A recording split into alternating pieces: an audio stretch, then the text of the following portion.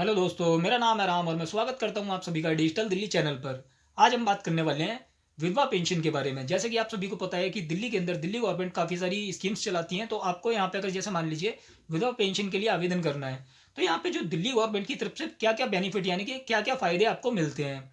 और यहाँ पे देखिए, जैसे कि आप विधवा पेंशन के लिए आवेदन करेंगे तो आपको ये तो पता होगा कि जो विधवा पेंशन मिलती है मासिक जो मिलने वाली है आपको, वो 2,500 मासिक मिलने वाली है। इसके लिए क्या दस्तावेज लगने वाले हैं, और इसी के साथ साथ आपको एक फॉर्म और फिल करना है जिसके बेसिस पे आपको 20,000 रुपये एक बार मिल जाएगा दिल्ली गवर्नमेंट के द्वारा। तो ये किस तरीके से मिलने वाला है और किस तरीके से आपको अप्लाई करना चाहिए और कितने ड्यूरेशन पीरियड में आपकी पेंशन कंप्लीट हो जाती है यानी कि अप्रूव्ड हो जाती है, आपके अकाउंट में आनी चालू हो जाती है, तो सारी डिटेल्स मैं वीडियो में आपको आगे बताने वाला हूँ।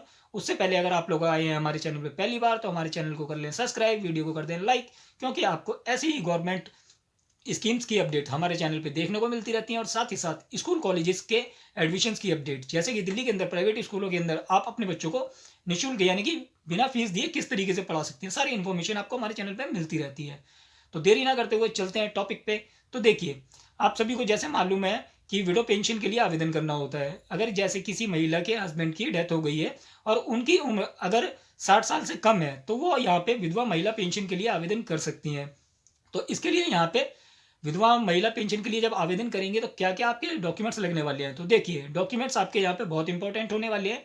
इन डॉक्यूमेंट्स को अगर आप लगाते हैं तो यहाँ पे आपकी पेंशन 100% चालू हो जाने वाली है। अगर मान लीजिए आपके काफ़ी बार ऐसा पाया जाता है जैसे कि आप पेंशन के लिए आवेदन कर रहे हैं पर डॉक्यूमेंट्स में नेम का मिसमैच है, तो वहाँ पे क्या कर सकते हैं ये भी मैं डिटेल्स आपको आगे देने वाला हूँ। तो देखिए, आवेदन करने के लिए सबसे पहले आपको ई डिस्ट्रिक्ट पोर्टल से आवेदन करना होता है, जिससे कि आप मोस्टली सर्विसेज आवेदन करते हैं। जैसे राशन कार्ड आवेदन कर सकते हैं, इनकम सर्टिफिकेट, कास्ट सर्टिफिकेट, जैसे SC ST OBC certificate, domicile certificate, सब आप ई डिस्ट्रिक्ट पोर्टल से आवेदन करते हैं। तो यहीं से आपकी ओल्ड एज पेंशन भी आवेदन होती है, और जो विधवा महिला पेंशन होती है वो भी यहीं से आवेदन होती है, और डिसेबिलिटी पेंशन भी। और जो 20,000 रुपये का अमाउंट मिलना है तो वो भी आपको यहीं से आवेदन करना होगा। तो उसके लिए भी सेम डॉक्यूमेंट्स लगने वाले हैं, थोड़ा बहुत अंतर होगा। तो आपको वीडियो को स्किप नहीं करना है, बहुत ध्यान से सुने वीडियो को और देखें, आप समझ जाएंगे किस तरीके से आपको आवेदन करना है। तो देखिए, जब आप आवेदन करेंगे विधवा महिला पेंशन के लिए तो आपको यहाँ पे सबसे पहले आपके आधार कार्ड की आवश्यकता पड़ने वाली है। आधार कार्ड आपके पास होना चाहिए, तभी आप ई डिस्ट्रिक्ट पोर्टल के माध्यम से आवेदन कर सकते हैं। और दूसरी बात, जैसे कि अब मान लीजिए आपको यहाँ पे जो विधवा महिला पेंशन के लिए आवेदन करना है तो हस्बैंड का जो आपका डेथ सर्टिफिकेट होगा वो डेथ सर्टिफिकेट आपको चाहिए होगा। तो ये दो चीज़ें हो गई आपको जो बहुत ज़्यादा उपयोग में आने वाली है पेंशन के लिए। तो पेंशन का अमाउंट आपको पता ही होगा कि 2,500 रुपये मिलता है गवर्नमेंट के द्वारा। और इसी के साथ एक पेंशन और आवेदन कर सकते हैं जिसका नाम होता है दिल्ली बेनिफिट स्कीम, जिसके तहत अगर आप साथ में आवेदन करते हैं तो 20,000 रुपये आपको दिल्ली गवर्नमेंट के द्वारा एक बार मिल जाने वाले हैं। तो ये भी चीज़ हो गई। तो अब आपको डॉक्यूमेंट्स बता देता हूँ मैं, और कितने दिन में आपको पेंशन मिलनी चालू हो जाएगी और क्या क्या चीज़ों का आपको ध्यान रखना है। तो देखिए, आपका आधार कार्ड आपके पास होना चाहिए, इसके साथ हस्बैंड का डेथ सर्टिफिकेट होना चाहिए।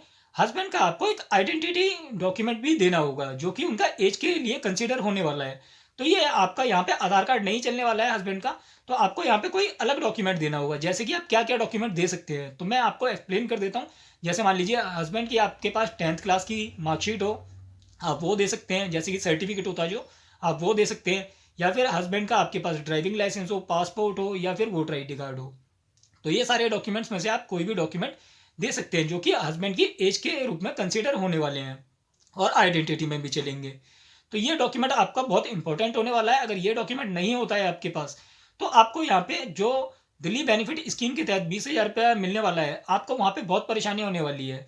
तो इसके लिए आप यहाँ पे पहले से डॉक्यूमेंट्स चेक कर लें, सारे डॉक्यूमेंट्स आपके पास हैं या नहीं है। तो ये डॉक्यूमेंट आपका हो गया। इसके बाद में एक डॉक्यूमेंट जो आपका बहुत इंपॉर्टेंट होने वाला है, जिसके बेसिस से आपको पेंशन मिलनी शुरू होगी। तो देखिए, आपका बैंक अकाउंट होना चाहिए। बैंक अकाउंट आपका दिल्ली का भी हो सकता है और दिल्ली के बाहर के किसी राज्य का भी हो सकता है। यहाँ पे ये जरूरी नहीं है कि आपका जो बैंक अकाउंट है वो दिल्ली का ही होगा तभी आपको पेंशन मिलेगी। तो अगर आपका जैसे मान लीजिए किसी और स्टेट का आपका बैंक अकाउंट है, जैसे यूपी का है, राजस्थान, हरियाणा, मध्य प्रदेश, किसी भी राज्य का है, तो आपको उससे कोई टेंशन लेने की जरूरत नहीं है। आपका बैंक अकाउंट वही वाला चल जाएगा। बस आपका जो आधार कार्ड होगा वो दिल्ली का होना चाहिए। और आपको एक डॉक्यूमेंट और देना होगा अतिरिक्त यहाँ पे, जिससे कि ये कंफर्म होता हो कि आप पिछले 5 वर्षों से, यानी कि आप पिछले 5 सालों से दिल्ली के निवासी हैं। तो कोई ऐसा डॉक्यूमेंट क्या हो सकता है, जैसे कि मान लीजिए आपका अपना मकान है तो आपका बिजली का बिल आता होगा या पानी का बिल आता होगा या फिर एमटीएनएल का टेलीफोन का बिल आता होगा। अगर इन तीनों डॉक्यूमेंट्स में से आपके पास कोई भी डॉक्यूमेंट है जो कि आपके नाम से ही होना चाहिए और वो 5 साल पुराना है तो वो चल जाने वाला है आपका डॉक्यूमेंट। अगर ये भी नहीं है आपके पास तो देखिए आपके पास वोटर आई डी कार्ड होगा। अगर 5 सालों से आप रह रहे हैं दिल्ली के अंदर तो आपने वोटर आई डी कार्ड जरूर बनवा रखा होगा, तो आप अपना वोटर आई डी कार्ड भी इस्तेमाल कर सकते हैं।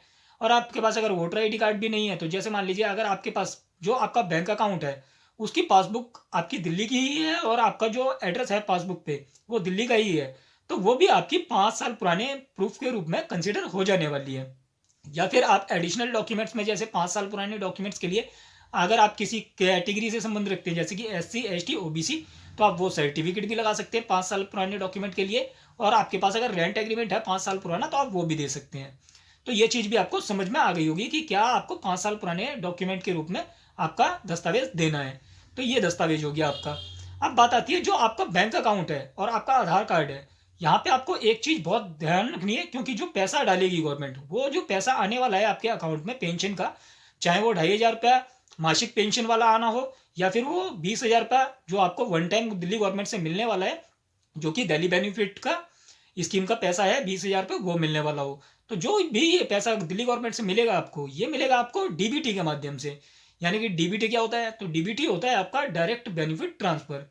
यानी कि गवर्नमेंट आपके अकाउंट में डायरेक्ट बेनिफिट ट्रांसफर करती है। इस माध्यम से आपके पास ये पैसा आता है जो कि पेंशन का अमाउंट है। और किसी भी अगर कोई भी स्कीम आती है गवर्नमेंट की और गवर्नमेंट अगर पैसा दे रही है तो वो डीबीटी माध्यम से ही आता है।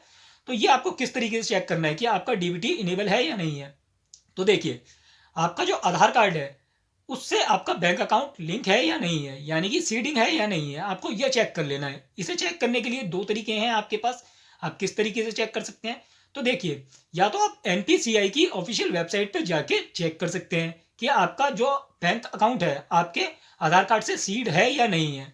और अगर आपको वहाँ पे नहीं समझ में आ रहा है कि किस तरीके से आपको चेक करना है कि सीडिंग आपकी इनेबल है आधार कार्ड की और आपके बैंक अकाउंट की, तो आपको अगर नहीं समझ में आ रहा है तो आपको क्या करना है, आप जिस भी बैंक में आपका अकाउंट है आप उस बैंक में जाएं, अपने मैनेजर से बात करें और अपना आधार कार्ड उन्हें दें और बोलें कि हमारे एक बार ये बता दीजिए हमारे को कि यहाँ पे सीडिंग इनेबल है या नहीं है, यानी कि डीबीटी ऑन है या नहीं है।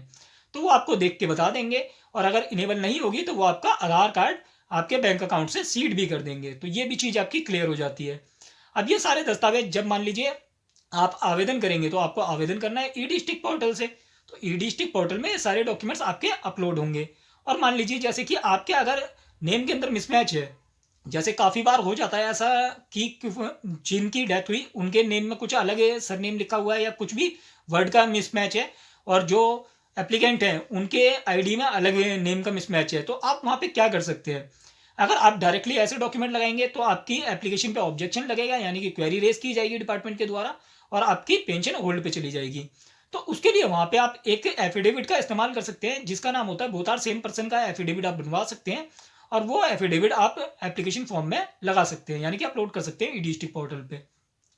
तो ये सारी चीज़ें होने के बाद जब आपको एक्नोलिजमेंट स्लिप रहेगी जो आपकी वो मिल जाएगी और डिक्लेरेशन मिल जाएगी, इसके साथ जो दस्तावेज आपने ई डिस्ट्रिक्ट पोर्टल में अपलोड किए हैं वो सारे डॉक्यूमेंट्स लेके आपको जो एक्नोलिजमेंट स्लिप पे ऑफिस का एड्रेस है आपका, वेलफेयर ऑफिस जो है आपका, वहाँ पे आपको विजिट करना होगा। आप वहाँ पे सारे ओरिजिनल दस्तावेज लेके जाएंगे, आपके वहाँ पे सारे ओरिजिनल डॉक्यूमेंट्स देखे जाएंगे। उसके बाद जब वहाँ से वेरीफाई कर दिया जाएगा आपके डॉक्यूमेंट्स को, तो भी आपको क्या करना है कि आपको बीच बीच में आपकी एप्लीकेशन को चेक करते रहना है, स्टेटस देखते रहना है आपका। क्योंकि काफ़ी बार ऐसा होता है कि जब बाद में दोबारा से चेक किया जाता है आपका फॉर्म, उस टाइम पे कोई मिस्टेक निकल जाए तो ऑब्जेक्शन आ जाता है। तो आपको ये भी देखते रहना है कि क्वेरी ना आ रही हो गई। तो क्वेरी आती है तो क्वेरी भी रिप्लाई किस तरीके से कर सकते हैं वो हम आपको नेक्स्ट वीडियो में बता देंगे। अब देखिए अगर वहाँ से वेरीफाई क्लियर हो गया आपका तो इसके बाद में आपके खाते में पैसा कितने दिनों में आ जाने वाला है। तो जो आपको पैसा मिलने वाला है, जो पेंशन का भी अमाउंट मिलेगा और जो आपको दलित बेनिफिट स्कीम का भी 20,000 मिलने वाला है, तो ये गवर्नमेंट के द्वारा जो डाला जाता है ये 45 दिन के बाद आपको मिलने वाला है।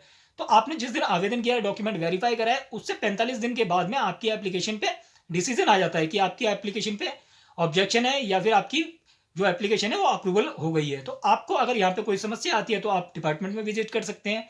और अगर मान लीजिए जैसे क्वेरी लगी है तो क्वेरी का रिप्लाई कर सकते हैं। तो क्वेरी के लिए काफ़ी बार ऐसा होता है कि जैसे 5 साल पुराना डॉक्यूमेंट नहीं लगाया आपने, इसके लिए क्वेरी आ जाती है, या फिर आपके नेम में मिसमैच है तो यहाँ पे क्वेरी आ जाती है। तो इस तरीके का भी अगर आपको कोई इशू आता है तो आप हमारे से संपर्क कर सकते हैं, हमारे थ्रू भी आप आवेदन करवा सकते हैं। इसका एक मिनिमम चार्ज रहेगा जो आपको पे करना होगा। हम यहाँ पे काफ़ी टाइम से पेंशन के लिए आवेदन कर रहे हैं। पेंशन ई डिस्ट्रिक्ट पोर्टल के सभी दस्तावेज आवेदन करते हैं, एमसीडी के, बर्थ सर्टिफिकेट, डेथ सर्टिफिकेट, इस तरीके के डॉक्यूमेंट्स अगर आप लोग आवेदन करवाना चाहें तो हमारे थ्रू भी आवेदन करवा सकते हैं।